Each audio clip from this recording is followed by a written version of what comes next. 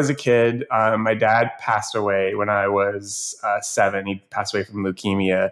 And at the funeral, it was all kind of blurry, but at the funeral, I remember sitting in my mom's lap. And I just remember looking up at her, and she was, a wreck, and she was crying. I'm the youngest of 4 boys. And I told her a joke, and I told her a joke about my dad. I said, at least I don't have to eat beans anymore. And she laughed like really loud. And I remember people were like kind of, tripped out by the fact that she was laughing, but it's a funeral.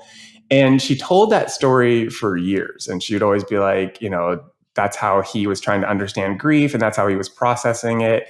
But I remember even when I was a kid, before I even had the words to articulate it, I remember thinking like, that's not why I did that. Right. I remember I did that because I wanted to make her feel better.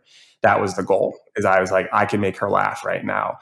And so that started this whole trajectory of like, you be good, and that will help people. And when I was younger, it was like grades and, like extracurricular activities and stuff. And then when I got into high school, it was more about, making other people happy, like my friends, but I was really struggling with substance abuse stuff. And so this role then even got kind of spilled into my work, where it was like, you make kids feel better. It was like, you make your mom feel better, you make your friends feel better, you make kids feel better. I remember thinking when I was in high school, when we got our superlatives, I got most likely to brighten your day. And I had been like self-harming like 2 weeks before that.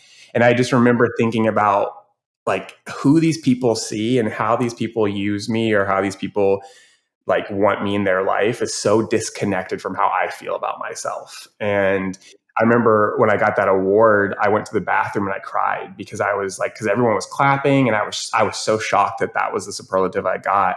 And so it was interesting to see that people could see that in me, but I couldn't see it in myself. And when I started working with kids, it was more about like, they felt it, and they didn't, it's not like the adults in my life used me, but it was like kids, it was just felt more pure. It was like, they just enjoyed being in that presence, and they felt better and felt lifted up and stuff like that. It's wild to see how even when I started doing this work, I was still disconnected from myself. I was pushing myself to the point of exhaustion.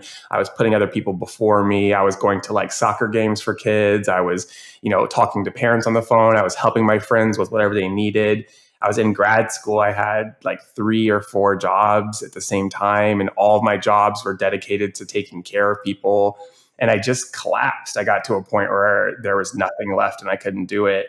And I didn't make the connection until I was in Oakland. I didn't make the connection of why I was still so sad and why I was still so struggling, especially when my work was getting lifted up and I was helping kids. There was still this huge disconnect. And that's where I really discovered the core of my work now with kids, of helping them understand that your value comes from your humanity, not like the tool that you are for other people. So I can use the things that I'm good at to help other people. But when I was using them when I was younger, it was more about, I'm doing this to feel loved, and I'm doing this to feel safe. Like if I'm not taking care of other people, then I have nothing to offer.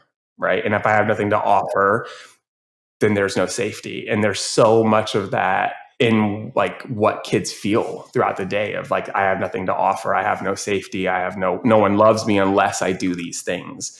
And so I try really hard to help kids kind of think about their identity and think about building a relationship with themselves, so that whatever they decide to do, it comes from a place of like a connection to oneself, versus like, I feel like I have to play this role, or I have to be this person for other people.